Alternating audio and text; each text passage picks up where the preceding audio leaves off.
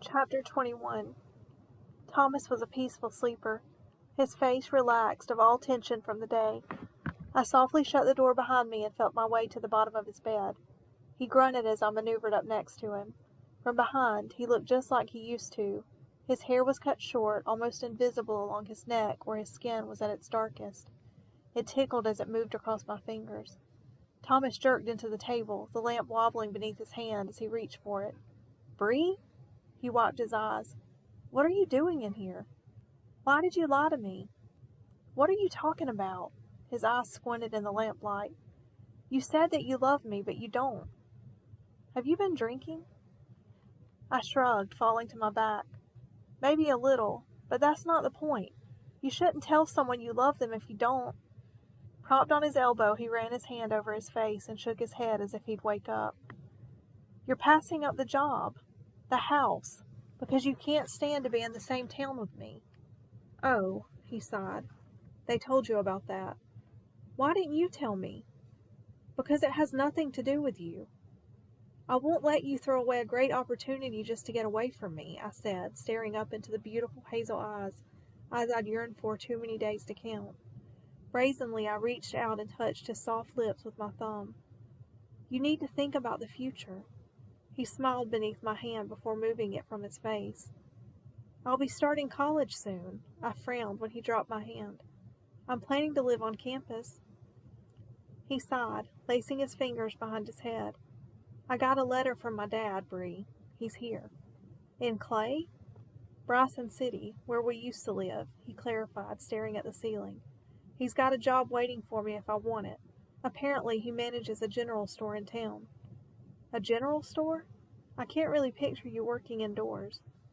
"I wouldn't be at the store. I'd be working at a distribution warehouse. Dad said the pay is pretty decent." "Well," I stared at the ceiling, "don't I feel like a schmuck? Of course you should take it." "And you should go to bed," he said, holding the alarm clock closer. "What dipstick sold you alcohol?" "Just some John." I chuckled at my joke. "It was only a couple of glasses of wine, but my chicken was rubber. Didn't eat," I explained. "Did the letter say anything else?" "Bree," he sighed. "You can read the letter tomorrow." "Fine." Stretching over his bare chest, I reached for the lamp. "I'm leaving," I said as the light disappeared. I'm not sure if it was the lingering effect of the alcohol or the sudden darkness, but I was hyper-aware of the warmth of his body and the heavenly scent that not only caused butterflies in my stomach, but had created them in the first place. Glancing down as my eyes adjusted to the darkness, my hair fell softly around his face. God, he was beautiful. I couldn't stop myself. My lips moved at their own accord until they were stopped by the warm, waiting lips below, lips I'd missed so much, lips I'd take a bullet for. "I'm sorry," I said, flustered, when Thomas' restraining hands gently pushed me away. Climbing unsteadily to my feet, I fixed my dress and got out of there. Scrambled eggs sizzled in the iron skillet. The cheese bubbled across the top. I slid them onto a plate and carried it back to the couch. I watched Daddy and Thomas unload hay from an oversized pickup truck instead of turning the television on. Thomas was moving 2 for every one of Daddy's. Daddy had stopped twice, holding his back. He should have just let Thomas do it. He called me stubborn, but if I was, I got it honest. He'd be carried away by a stretcher before he'd stop working the farm. It was barely 10 o'clock, and the front of their shirts were already soaked. I rinsed the plate and made a couple of glasses of water. The air from the house poured out when I opened the front door. Daddy was coming up the steps. He took the water, wiping his forehead, and sat down on the steps. "Where's Thomas?" "Still at it," Daddy sighed. "Your old pa ain't as young as he used to be." "Is someone else here?" He shook his head. "Whose truck is that?" I asked, staring at the shiny blue Silverado backed in next to our house. It wasn't new by any stretch of the imagination, with sun damage to the paint on the hood and along the roof, but it was clean and shined like it had just been waxed. "Thomas's. He bought it off Michael Connor this morning. Barely has 100,000 miles on it. He got a good deal." I knew it looked familiar. Michael was our closest neighbor next to Katie. I stepped around the honeybees, who were busily working on the newly bloomed roses growing up the lattice on the side of the house. Thomas sat on the edge of the tailgate, wiping sweat from his neck with the t-shirt he'd shed. Nice truck, I said, shielding my eyes from the sun's harsh glare. Thanks, he said, reaching for the frothy glass I held out. He downed the whole thing in one long gulp. Thanks, this heat is determined to do me in. You should take a break. He handed the glass over and tossed another bale onto the ground. You stop and nothing gets done. I believe I've heard those words before. I grinned at hearing Daddy's words repeated by the only other man I'd ever loved. Your daddy's a smart man. Smartest one in the whole wide world. Too bad his daughter couldn't say the same. I swallowed my pride and stepped close enough for Daddy not to hear me. I'm sorry about last night. That's not me. I don't usually do things like that. Consider it forgotten, he said dismissively, hoisting another bale. I've had a few nights like that myself. I was about to question him when the ground crunched behind me. Did Thomas tell you he's decided to stay? Daddy asked, clapping me on the back. No, I said, stunned, looking to Thomas for confirmation. He didn't mention it. Do you think you and Katie could give him a hand cleaning out the old house before school gets started? Thomas didn't stop working, his arms as taut as his lips as he heaved the last bale from the truck. Sure, no problem, I said, watching Thomas carry a load to the barn. I'll head on over now. The front door was open. Someone had been over this morning because the wood had been pulled from all the windows. I propped the screen open and fanned out a large black trash bag, examining a few of the papers before throwing them away. Thomas wouldn't have any sentimental value to any of the things here. I added ashtrays and broken lampshade before heading into the kitchen and down the hall. I banged the broom loudly against the worn wood floor as I went in, hoping to scare away any lurking visitors. I filled another bag in the boys' old room. I dragged it back to the front porch and went back for the other. It was heavy with the weight of the broken dishes. I had to roll it to get it out the door. The Tyner's room was next. I'd never been inside it before. I kicked the door, hoping no critters ran out to greet me. Surprisingly, it was the cleanest in the house. There was dust on everything, but there were no papers on the floor. It was clear except for a bed frame that would never support a mattress again. The wood had been chewed along the sides. I backed toward the door at the thought of teeth that size. Bree? Thomas said, startling me from the lucid inspection. Sorry, he smiled when I jumped. I thought you would have heard me come in. I guess I was engrossed in these dental plates. Coming up behind me, he ran his hand over the jagged wood. You might want to call an exterminator. Brought one with me, he said, reaching into the hall and pumping a shotgun. Men. Have you heard anything else? No, but I've been making a lot of noise. I followed him back through the empty rooms. It was weird not to shuffle through papers. I hadn't taken time to look around while I'd cleaned. The house didn't look so bad not littered with garbage. I was coming over to help after we got the hay put out, he said, checking inside the closets and cabinets. You shouldn't have done all this by yourself. I wasn't doing anything else, I said, following him onto the porch. Mama's wicker basket sat on the top step. You brought lunch? Figured you were hungry, he said, propping the shotgun against the house. Your mama threw us some things together. Us? I asked, surprised when he sat down next to me on the steps. Unless you'd rather go back to the house, he said, unwrapping a sandwich. It is hot out here. It was then I noticed he'd showered and had on a fresh t-shirt. I popped the top on an RC Cola and reached into the basket. I can handle it if you can. He smiled into his sandwich. What made you decide to stay? I asked, reaching for my own. He passed a folded envelope from his back pocket. It was the letter from his dad. There was nothing mushy like I'd expected from a parent who hadn't seen his son in nearly 20 years.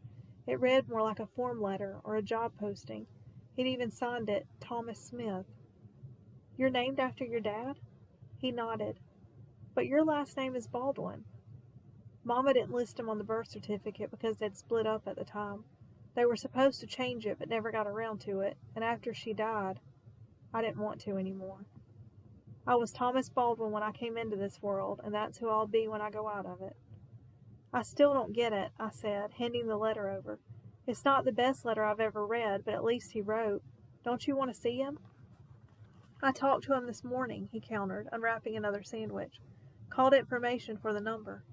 That's great, right? He shrugged. It just made me realize we don't know each other anymore. I didn't know what to say, and neither did he.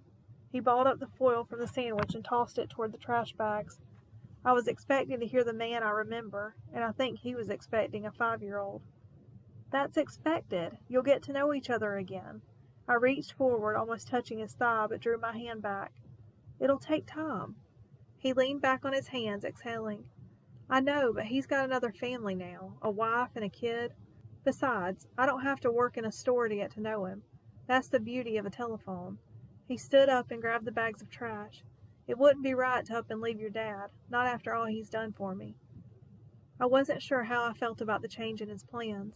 Last night I was confident he should stay, but that's when I thought he was throwing away an opportunity because of me. Now he was staying, and that had nothing to do with me either. It was disconcerting not being considered. I watched him effortlessly heave the heavy bags into the trash bin. He rubbed his hands together on his way back, appraising the house.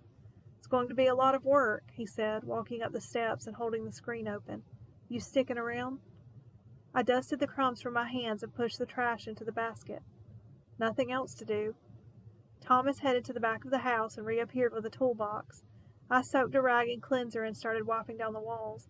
It wasn't long before the scent of pine had us sticking our heads out the door for a clean breath. I bet your daddy was surprised to hear from you.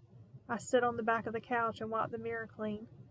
I'm sure he was, he said, hammering a loose floorboard into place. Was it weird for you, hearing his voice? He held the hammer still, studying. It was good. I've been waiting for so long for him to call me. I knew that feeling. He gave the hammer another swing. I thought it would be the beginning of something, but after we got off the phone, it felt like the opposite, like I could finally close that chapter of my life and move on. Did he say anything about what happened back then? Did he apologize? Thomas closed the toolbox and reached for my hand, helping me down from the couch. Bree, with me staying around, we've got to get one thing clear. My past is just that, past. It's over. This is my life now. I get it. You want a fresh start, but is it really so easy to let people go? It sure wasn't for me. Nothing in life's easy, Bree.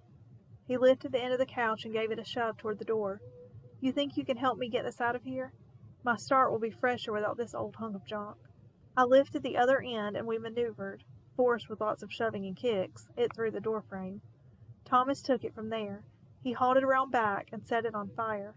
We added the trash from the bags, watching it swallow up what was left of the Tyners, and I hoped for Thomas's sake, their memory too. Watching his beautiful face through the flames, his expression looked lighter, almost happy. What are you staring at? You, I smiled. You haven't looked this happy all day. It's cathartic, he said, tossing in another pile of garbage. If I'd known you were going to have this much fun, I would have brought marshmallows. I grabbed the paper bag before it blew away and torched it. Should I jump in too? Get rid of all the bad memories at one time? You'd probably just snuff the fire out, he smirked. Maybe next time. It's a date, I grumbled, shooting him a most withering stare. The couch burned quickly, and before long we were left with a lot of smoldering ash. I added a bucket of water to the embers. Thomas said he'd wait until tomorrow to rake up the mess, following me back into the house. With the looks of the yard, it would have been easier to have just hauled the couch to the dump.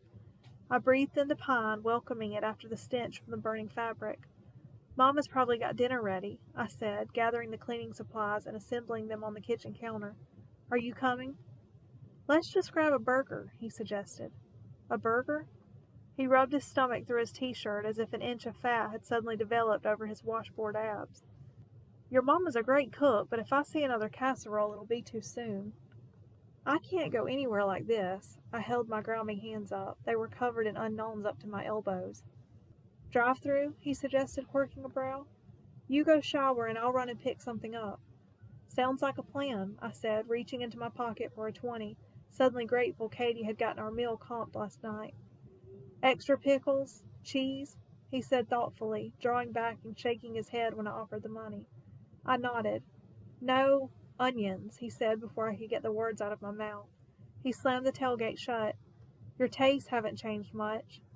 I like the same foods, too, I called over my shoulder to a breathtaking grin.